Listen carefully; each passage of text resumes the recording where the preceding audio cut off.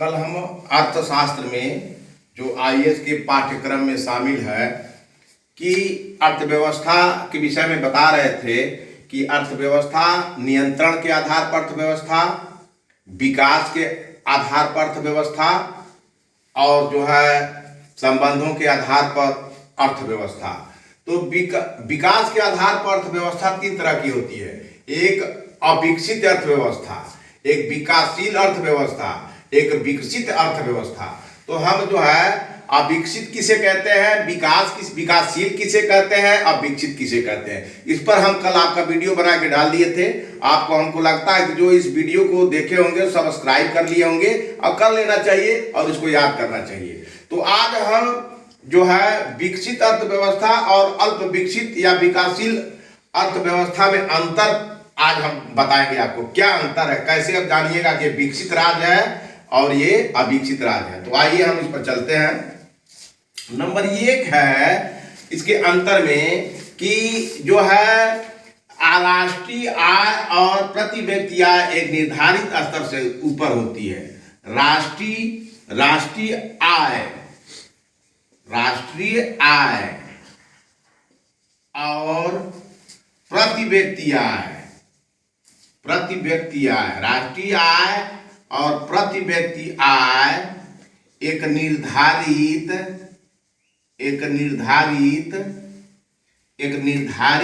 स्तर से ऊपर होती है, किंतु अल्प विकसित और विकासशील अर्थव्यवस्था में यही अंतर यह है कि राष्ट्रीय आय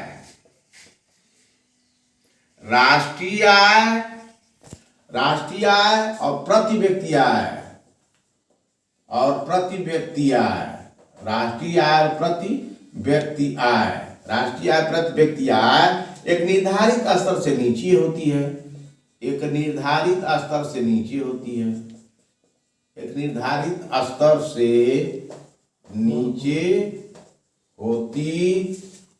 यही अंतर है। पहला अंतर, विकसित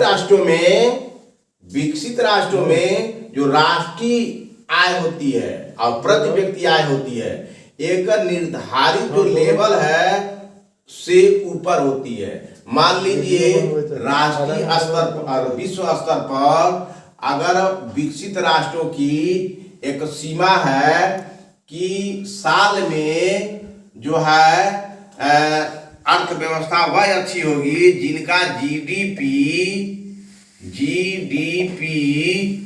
10% होगी। तो अगर विकसित अर्थव्यवस्था में अगर प्रति व्यक्ति आय 10% से ऊपर हो और राष्ट्रीय आय भी 10% से ऊपर हो तो विकसित अर्थव्यवस्था होगी। अगर ये 10% से नीचे हो तो यह जो है अल्प विकसित अथवा विकासशील राष्ट्र होगा। यही तो है, यही अर्थव्यवस्था होगी। अब अल्प विकसित अथवा विकासशील अर्थव्यवस्था होगी, यही है। अब आइए दूसरा अंतर क्या है विकसित अर्थव्यवस्था और अविकसित या अल्प विकसित अर्थव्यवस्था में। तो इसमें है राष्ट्रीय आय में प्राथमिक क्षेत्र की तुलना में, राष्ट्रीय आय में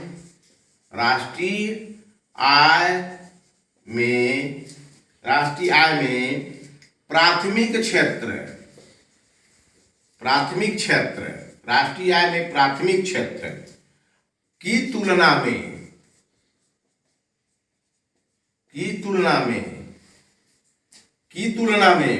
द्वितीयक और तृतीयक क्षेत्र का अधिक योगदान होता है।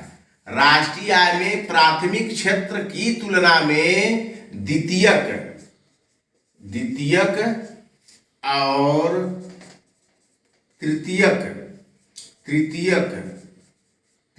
क्षेत्र का अधिक योगदान होता है।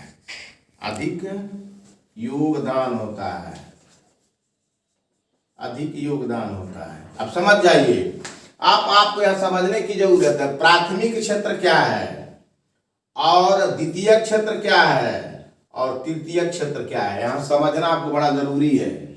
प्राथमिक क्षेत्र मतलब ये होता है, ये आगे पढ़ाएंगे, द्वितीयक आगे पढ़ाएंगे, तृतीयक क्षेत्र आगे पढ़ाएंगे। केवल इतने ही जानने की अब की जरूरत है कि राष्ट्रीय आय में प्राथमिक क्षेत्र की तुलना में द्वितीयक और तृतीयक क्षेत्र का अधिक योगदान होता है। लेकिन यहीं पर अल्प विकसित या विकासशील अर्थव्यवस्था की पहचान है कि राष्ट्रीय आय में प्राथमिक क्षेत्र का अधिक योगदान है। इसमें प्राथमिक क्षेत्र का अधिक योगदान होता है। अब प्राथमिक क्षेत्र और द्वितीय क्षेत्र तृतीय क्षेत्र के मत आप कंफ्यूज हो जाइएगा, लेकिन थोड़ा सा बता देते हैं। प्राथमिक क्षेत्र मतलब कृषि का योगदान। तो यहां प्राथमिक कृषि के अतिरिक्त द्वितीय क्षेत्र में कल कारखाने और उत्पादन के जो औद्योगिकरण, ये द्वितीय तृतीयक होगा। यानी राष्ट्रीय आय में प्राथमिक क्षेत्र की तुलना में द्वितीयक और तृतीयक का अधिक योगदान होता है। लेकिन विकासशील राष्ट्रों में या विकासशील अर्थव्यवस्था में प्राथमिक क्षेत्र का अधिक योगदान होता है, वही कृषि का अधिक योगदान होता है। यहाँ उत्पादन के साधन कृषि को ही मान लिया जाता है, इसीलिए विकासशील है और ये विकसित है। अब तो क्लियर हो गया आपको। और यही जो है ये विकासशील अर्थव्यवस्था की ये पहचान है और विकसित अर्थव्यवस्था की ये पहचान है। अब आगे आपको तीसरा बताते हैं क्या अंतर है। तीसरा बताते हैं क्या अंतर है आपको। इस पर बहुत ध्यान से मतलब सुनने की जरूरत है और इसको समझने की जरूरत है। ध्यान से सुनने की जरूरत है और समझने की जरूरत है। अगर जो नहीं समझा तो यह आपके हाथ से निकल जाएगा। ये विद्या है, अर्थ की विद्या है। तीसरा क्या अंतर है, वैज्ञानिक और तकनीकी प्रगति का लेवल उच्च स्तर का होता है। वैज्ञानिक एवं तकनीकी प्रगति का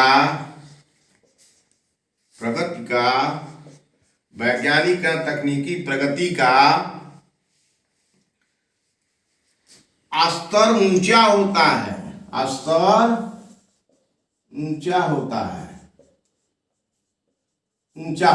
वैज्ञानिक और तकनीकी प्रगति का स्तर ऊंचा होता है, लेकिन इसमें वैज्ञानिक और तकनीकी क्षेत्र निम्न रहता है। इसमें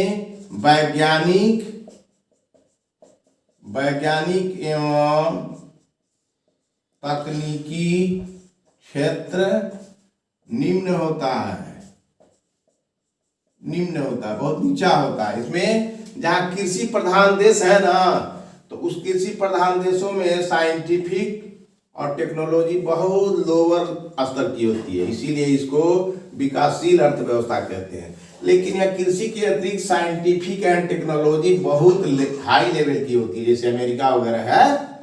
ठीक है, अमेरिका है, जर्मनी है, फ्रांस है, ब्रिटेन है, सब है। ये सब इनका बहुत हाई लेवल का, चीन है। ठीक है। अब आइए चौथा डिफरेंस क्या है भाई, विकासशील और विकसित में आधारभूत संरचना का उच्च स्तर औद्योगिक रूप से समृद्ध होता है। आधारभूत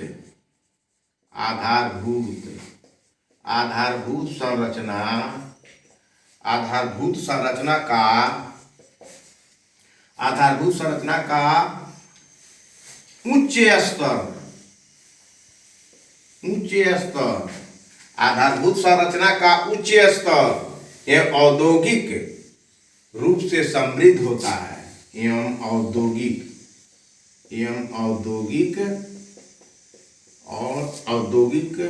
रूप से उच्च होता है।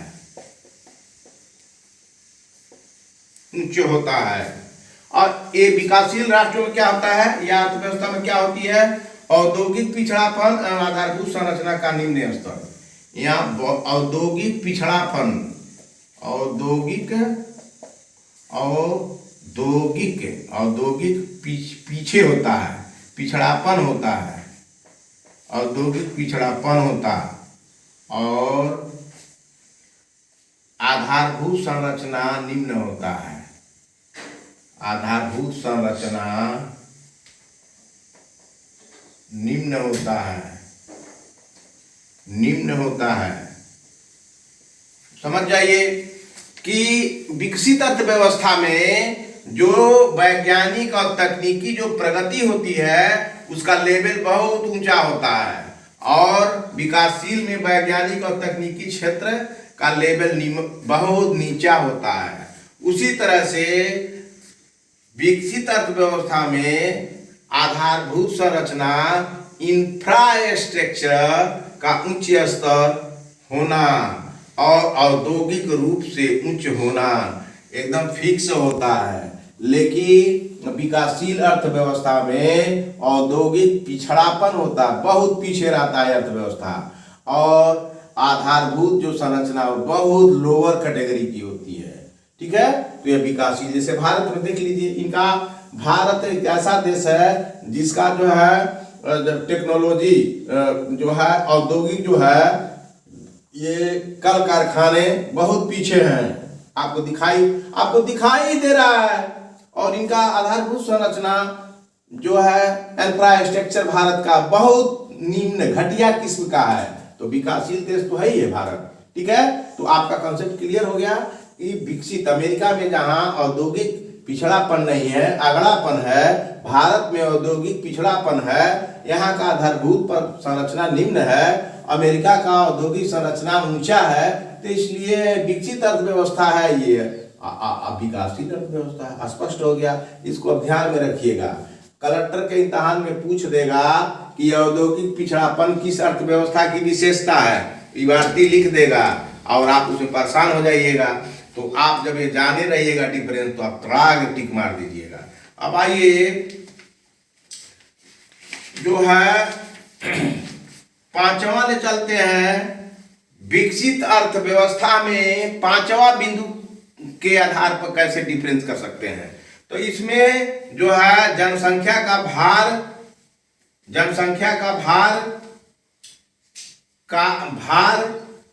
कार्य एवं उच्च जीवन स्तर होता है। जनसंख्या का भार कम होता है, जनसंख्या का भार कम होता है, जनसंख्या बहुत कम होती है। ठीक है, और जीवन स्तर ऊंचा होता है, जीवन स्तर ऊंचा होता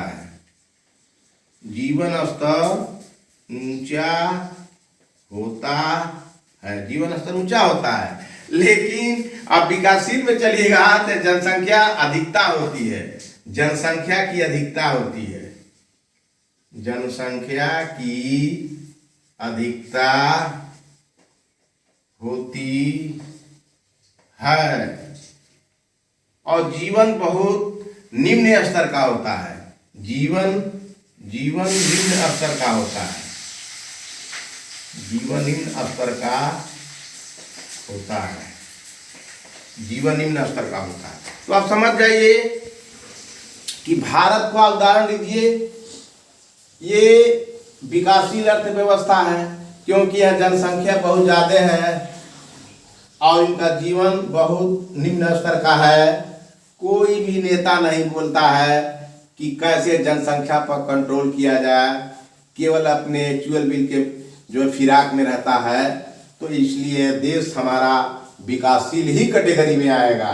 यही अमेरिका पर है देखिए, चाइना में है देखिए, वहाँ पॉपुलेशन पर नियम बनाकर कंट्रोलिंग किया गया है। तो इनका जीवन स्तर ऊंचा हो गया है और जनसंख्या का भार भी कम हो गया है, और भारत में जनसंख्या का भार अधिक है और इनका जीवन स्तर लोवेस्ट है। यही तो डिफरेंस है। इसको आप रखिएगा दिमाग में, तो किसी तरह का सवाल घुमा फिरा के अर्थव्यवस्था से पूछेगा तो आप उसका जवाब दे दीजिएगा। और ये चीज सबको जानना चाहिए, जो आईएएस की तैयारी करते हैं बच्चे, उनके लिए मैं ये वीडियो बना रहा हूँ। ये अच्छे तरह से पढ़ेंगे कि उनको इस अर्थव्यवस्था से 2-4-10 नंबर का सवाल मिल जाए। और मैं बहुत सिस्टमैटिक ढंग से चल रहा हूँ कि आप भी सिस्टमैटिक ढंग से पढ़िए और स्टेप बाय स्टेप इसकी जानकारी हासिल करिए। अब आइए, अब आपको हम बता रहे हैं कि जो है 7वां डिफरेंस ये है कि जो विकसित अर्थव्यवस्थाएं होती हैं वहाँ पूंजी का निर्माण होता है, वहाँ पूंजी का निर्माण होता है। विकसित अर्थव्यवस्था जहाँ होती है वहाँ पूंजी का निर्माण होता है। जहाँ विकसित अर्थव्यवस्था होती है पूंजी का निर्माण होता है। पूंजी निर्माण का उच्च दर होता है। पूंजी निर्माण का उच्च दर होता है। उच्च दर होता है। पूंजी निर्माण का उच्च दर होता है। यहाँ बहुत ज्यादा पूंजी का निर्माण किया जाता है, यानी पूंजी का जन्म होता है, कैपिटल का जन्म होता है। लेकिन वहीं विकासशील देशों में पूंजी निर्माण निम्न स्तर का होता है। पूंजी निर्माण निम्न स्तर का होता है। निम्न स्तर का होता है। क्लियर हो गया? जहां विकसित अर्थव्यवस्था में पूंजी निर्माण हाई लेवल का होता है और विकासशील अर्थव्यवस्था वाले देशों में पूंजी निर्माण लोअर लेवल का होता है। यही डिफरेंस है। आइए और आगे ले चलते हैं। 7वें में आप आइए कि मुख्यतः विनिर्मित वस्तुओं का निर्माण मुख्यतः विनिर्मित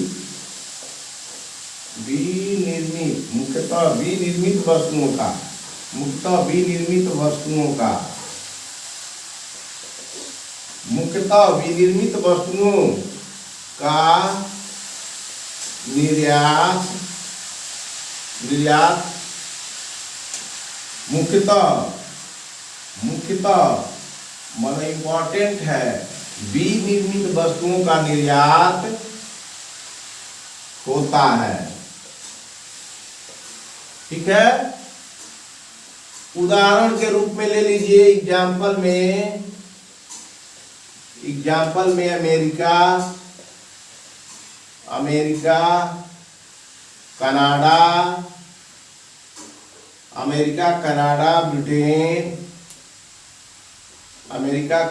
ब्रिटेन, अन्य पश्चिमी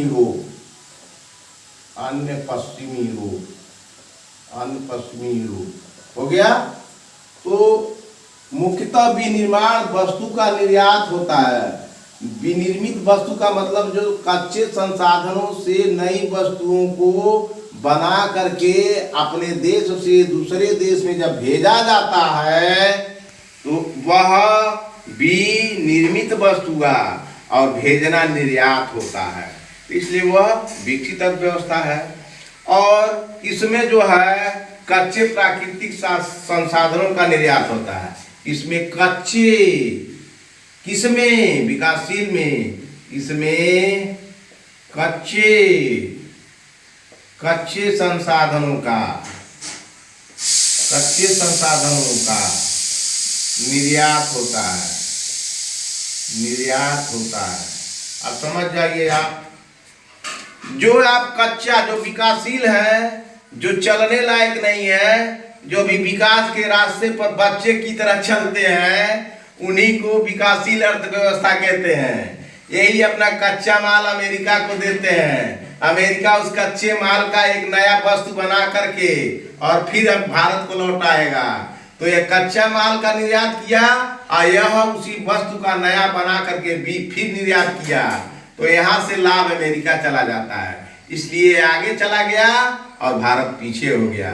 यही चीज हमारे देश के नेताओं को समझना चाहिए। यही चीज हमारे देश के नए आईएएसओं को समझना चाहिए। यही चीज हमारे देश के जितने UP PCS, Bihar PCS, Madhya Pradesh PCS जितने हैं उनको समझना चाहिए, लड़कों को। और यही सवाल अर्थव्यवस्था में पूछा जाएगा तो आप अच्छे से जवाब दे दीजिएगा। नेता बनिएगा तब भी, मंत्री बनिएगा तब भी, कलेक्टर बनिएगा तब भी, निदेशक बनिएगा तब भी, जॉइंट सेक्रेटरी बनिएगा किसी सीएम का, तब भी यही सब आप समझाना होगा आपको। किसको? उन नेताओं को जो विधि बनाते हैं कि जब हमारे यहाँ कच्चे संसाधनों का निर्यात होगा तो हम हमेशा पीछे रहेंगे। हम अपने देश में कच्चे संसाधनों का नया विनिर्माण करके और तब निर्यात करेंगे, तब हम अमेरिका को पीछे ठेल देंगे। हम अमेरिका जैसे देश को पीछे ठेल देंगे। लेकिन विकासशील अर्थव्यवस्था में रूढ़िवादी व्यवस्था है, विकासशील अर्थव्यवस्था में कट्टरता है, धार्मिक उन्माद है, बेरोजगारी है, आपस में लड़ाई झगड़ा है और धर्म उसका आधार बना लिया गया है, तो आप विकासशील से विकसित कैसे हो सकते हैं? कभी नहीं, कभी नहीं, कभी नहीं। जब तक इन विकासशील के विशेषताओं को किनारे फेंकेंगे नहीं, तब तक आप विकासशील विकसित की श्रेणी में आएंगे नहीं। इसीलिए ये विकासशील की अर्थव्यवस्था बताई हमने और ये विकसित की अर्थव्यवस्था हमने बताई। अब आइए आगे चलते हैं। आइए अब आप आगे चलते हैं। आपको बताते हैं क्या कि जो है आपने विकसित अर्थव्यवस्था और विकासशील अर्थव्यवस्था या अल्प विकसित अर्थव्यवस्था के विषय में अंतर स्पष्ट कर लिए होंगे और आपका कंसेप्ट क्लियर हो गया होगा। अब आइए, अब पहला मैंने आपको पढ़ाया था नियंत्रण के आधार पर, नियंत्रण के आधार पर, नियंत्रण के आधार पर अर्थव्यवस्था। दूसरा पढ़ाए थे विकास के आधार पर अर्थव्यवस्था, विकास के आधार पर अर्थव्यवस्था। और तीसरा पढ़ाने चल रहे हैं हम वैश्विक संबंधों के आधार पर, वैश्विक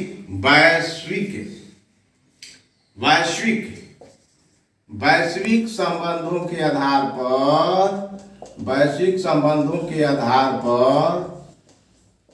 पर अर्थव्यवस्था, वैश्विक संबंधों के आधार पर अर्थव्यवस्था, वैश्विक संबंधों के आधार पर अर्थव्यवस्था। तो वैश्विक संबंधों के आधार पर हम अब अर्थव्यवस्था को बताएंगे।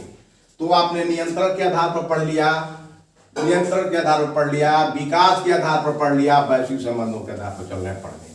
तो आइए अब हम आपको बताने चल रहे हैं कि वैश्विक संबंधों के आधार पर अर्थव्यवस्था, वैश्विक संबंधों के, वैश्विक संबंधों के आधार पर, वैश्विक संबंधों के आधार पर, वैश्विक संबंधों के आधार पर अर्थव्यवस्था,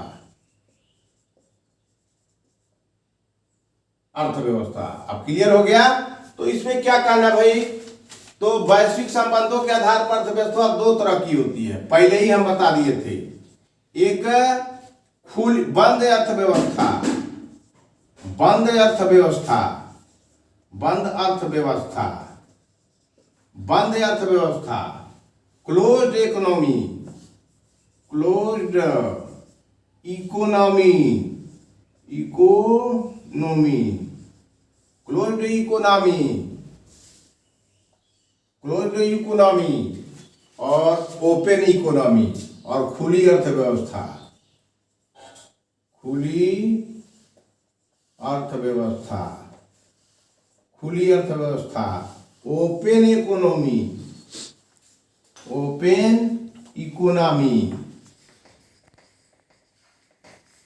ओपन इकोनॉमी। तो वैश्विक संबंध पर माने एक देश दूसरे देश के साथ संबंध बनाता है, जिसको अंतर्राष्ट्रीय संबंध कहते हैं, फॉरेन पॉलिसी कहते हैं। वैश्विक संबंधों के आधार पर जो अर्थव्यवस्था का जन्म होता है, उस अर्थव्यवस्था को कहते हैं वैश्विक संबंधों के आधार पर अर्थव्यवस्था। तो वैश्विक संबंधों, विश्व लेवल पे एक देश दूसरे देश से संबंध बनाता है तो दो अर्थव्यवस्थाएं पैदा होती है, एक बंद अर्थव्यवस्था और एक खुली अर्थव्यवस्था। जिस देश का किसी देश से कोई खास संबंध नहीं रहता है, वह बंद अर्थव्यवस्था की श्रेणी में आता है देश। जिस देश का दूसरे या एक से अधिक देशों के साथ संबंध रहता है और उस संबंधों के आधार पर आयात निर्यात करता है, उसे खुली अर्थव्यवस्था कहते हैं, उसे खुली अर्थव्यवस्था कहते हैं। तो अब आइए, वैश्विक संबंधों के आधार पर अर्थव्यवस्था दो तरह की होती है, क्लोज्ड इकोनॉमी, ओपन इकोनॉमी। बंद अर्थव्यवस्था, खुली अर्थव्यवस्था। अब आइए, बंद अर्थव्यवस्था किसे कहते हैं, इसके विषय में जाना है।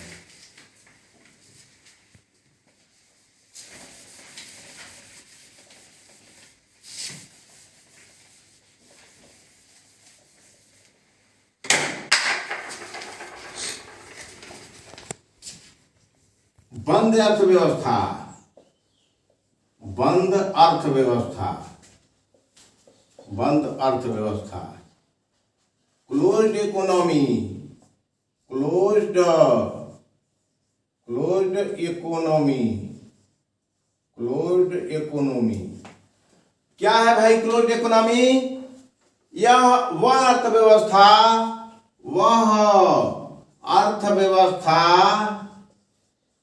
वह अर्थव्यवस्था जो बाहरी अर्थव्यवस्था से किसी भी प्रकार से, जो बाहरी अर्थव्यवस्था से, जो बाहरी अर्थव्यवस्था से, जो बाहरी अर्थव्यवस्था से किसी भी प्रकार से, किसी भी प्रकार, किसी भी प्रकार से, किसी भी प्रकार से आर्थिक संबंध नहीं रखती है, आर्थिक संबंध नहीं रखती है, आर्थिक संबंध, आर्थिक संबंध नहीं रखती है, आर्थिक संबंध नहीं रखती है, आर्थिक संबंध नहीं रखती है। आयात निर्यात की गतिविधियां शून्य होती हैं और आयात की, आयात और निर्यात, और निर्यात की, आयात और निर्यात की गतिविधियां, आयात और निर्यात की गतिविधियां शून्य होती हैं, शून्य होती हैं, शून्य होती है। मनो कहने का मतलब, एक देश दूसरे देश से जब आयात और निर्यात नहीं करते हैं, अपने ही देश में प्रोडक्शन करते हैं, उपभोग करते हैं, वितरण करते हैं और उनका अर्थ का संबंध किसी दूसरे देश से नहीं रहता है, उसे बंद अर्थव्यवस्था कहते हैं। इसका उदाहरण है, और शून्य होती है, तो ये शून्य होती है और इसके साथ साथ निजी क्षेत्र की गतिविधियां नगण्य रहती हैं। और निजी क्षेत्र की, इसमें निजी क्षेत्र की गतिविधियां, निजी क्षेत्र की गतिविधियां नगण्य रहती हैं, नगण्य रहती हैं, नगण्य रहती हैं। उन्हें बंद अर्थव्यवस्था कहते हैं, उन्हें बंद अर्थव्यवस्था कहते हैं, उन्हें बंद अर्थव्यवस्था कहते हैं, उन्हें बंद अर्थव्यवस्था कहते हैं। उदाहरण के लिए उत्तरी कोरिया, उत्तरी कोरिया, उत्तरी कोरिया का किसी देश से लेना देना नहीं है, वो अपने ही देश में प्रोडक्शन करता है, बेचता है, कमाता है, खवाता है और अपने देश में उपभोग करवाता है, विनिमय करवाता है, सब कुछ करवाता है, इसलिए वो बंद अर्थव्यवस्था का उदाहरण है। क्लियर हो गया? अब आइए, जो है एक उदाहरण से समझा रहे हैं हम आपको कि मैं आपको एक एग्जाम्पल से समझा रहा हूं, इसको समझने का प्रयास करिएगा। क्या है इसमें? x माइनस एम बराबर x माइनस एम बराबर 0। x स्टैंड फॉर, x का माने होता है निर्यात, एस का माने निर्यात समझ लीजिए, निर्यात। और एम स्टैंड फॉर आयात, आयात हो गया। तो एक्स माने निर्यात, एम माने आयात। अगर निर्यात में से, अगर निर्यात में से आयात को घटा दीजिए, आयात को, अगर कुछ बचता है, शेष बचता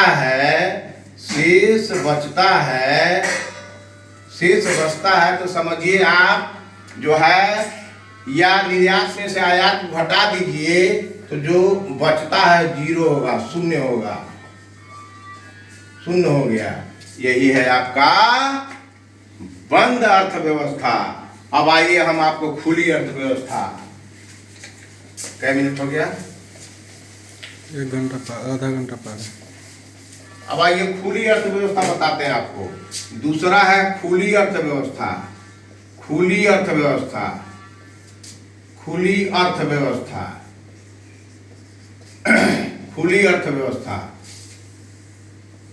खुली अर्थव्यवस्था।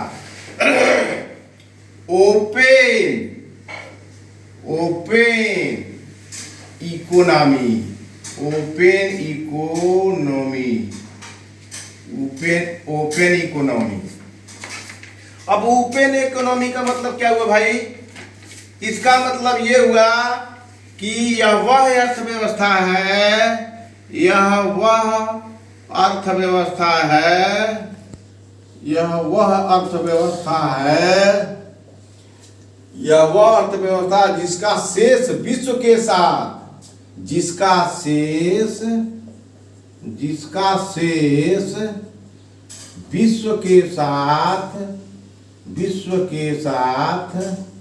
विश्व के साथ आर्थिक संबंध होता है, इसका शेष विश्व के साथ आर्थिक संबंध होता है, आर्थिक संबंध होता है, आर्थिक संबंध होता है, आर्थिक संबंध होता है। इस अर्थव्यवस्था में वस्तुओं और सेवाओं का, इस अर्थव्यवस्था में, इस अर्थव्यवस्था में वस्तुओं और सेवाओं, वस्तुओं और सेवाओं, इस अर्थव्यवस्था में वस्तुओं और सेवाओं, इस अर्थव्यवस्था में वस्तुओं और सेवाओं, इस अर्थव्यवस्था में वस्तुओं और सेवाओं का अन्य देशों बाह्य प्रवाह और अन्य देशों से वस्तु, और अन्य देशों से वस्तु, अन्य देशों से वस्तु, अन्य देशों से वस्तु और सेवाओं का, और सेवाओं का अतः प्रवाह होता है, अतः प्रवाह होता है, अतः प्रवाह होता है, अतः प्रवाह होता है। ऐसी अर्थव्यवस्था में, कैसी अर्थव्यवस्था में? किसी देश का, खुली अर्थव्यवस्था का मतलब यह वह अर्थव्यवस्था है जिसका शेष विश्व के साथ आर्थिक संबंध होते हैं, और इस अर्थव्यवस्था में वस्तुओं और सेवाओं का अन्य देश, अपने देश के अतिरिक्त अन्य देशों से बाहरी प्रवाह होता है। प्रवाह माने चलता रहता है, संबंध बना रहता है, और अन्य देशों से वस्तु और सेवाओं का अंतः प्रवाह होता है। वस्तु का भी प्रवाह होता है और सेवा का भी प्रवाह होता है। साथ ही साथ और क्या होता है बंद खुली अर्थव्यवस्था में? साथ ही साथ और होता है कि उत्पादन और उपभोग,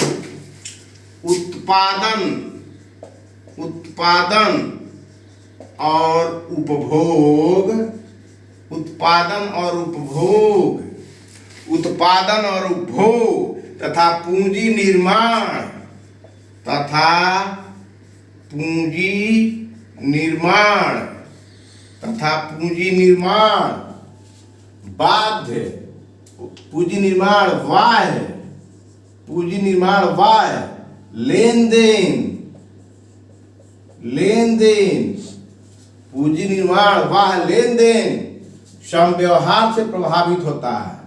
समव्यवहार, समव्यवहार से प्रभावित होता है, समव्यवहार से प्रभावित होता है, समव्यवहार से प्रभावित होता है। यानी कहने का मतलब भारत हो, पाकिस्तान हो, अमेरिका हो, चीन हो, खुली अर्थव्यवस्था के उदाहरण हैं। उत्पादन और उपभोग और पूंजी निर्माण बाह्य होता है, मानो बाहर बाहर भी आने जाने से पूंजी का निर्माण हो जाता है। लेन देन और समान व्यवहार से प्रभावित होता है खुली अर्थव्यवस्था में।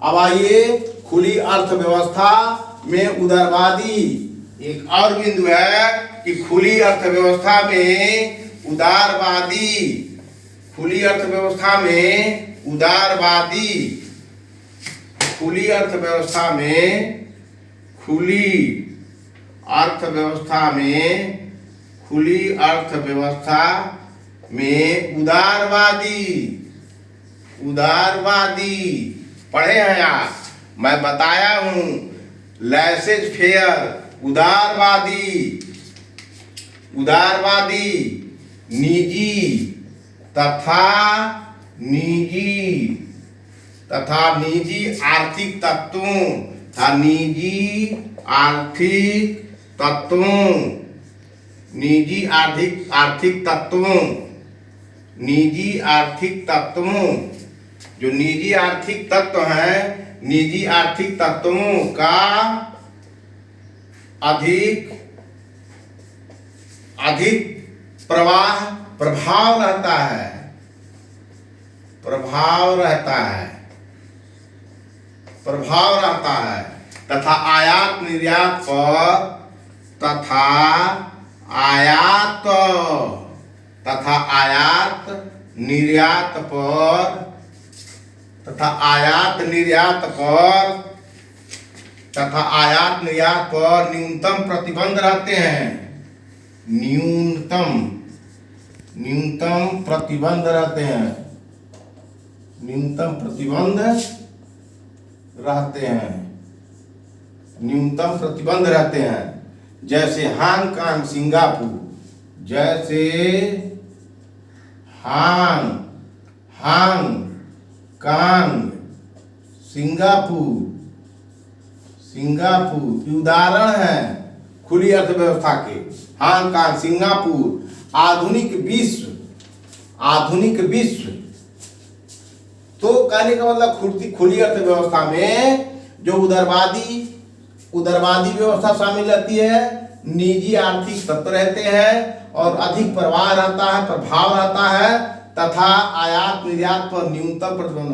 आप किसी भी देश के साथ कुछ भी निर्यात कर लीजिए, कुछ भी आयात कर लीजिए, रोक कम रहती है। ऐसे व्यवस्था को, अर्थव्यवस्था को खुली अर्थव्यवस्था कहते हैं। जैसे भारत है, यहाँ कोई आए कोई जाए, कोई मतलब नहीं है यहाँ के शासक को, कितना ही सामान लेके आए बेच के चला जाए, यही खुली अर्थव्यवस्था है। यह भी इस देश में अगर क्षमता हो तो अपनी सामान ले आके बेच आवे, लेकिन क्षमता पैदा करना होगा इन नेताओं को, इस देश के ऑफिसरों को और नए आईएएस के स्टूडेंटों को, कि नया आईएएस बन करके इस देश में क्षमता पैदा करे कि खुली अर्थव्यवस्था का लाभ ले सके। लेकिन यहाँ कोई खुली अर्थव्यवस्था का लाभ लेने के लिए तैयार नहीं है, दूसरा इनके खुली अर्थव्यवस्था का लाभ ले रहे हैं। यही बात मैं आपको समझा रहा हूं। यहीं पर अपना आज का वीडियो में जो है खुली अर्थव्यवस्था, वैश्विक संबंधों के आधार पर बंद अर्थव्यवस्था और खुली अर्थव्यवस्था पर प्रकाश डाला हूं। खुली अर्थव्यवस्था किसे कहते हैं और बंद अर्थव्यवस्था किसे हैं। धन्यवाद। आप जरूर इसे सब्सक्राइब करिए और लाइक करिए।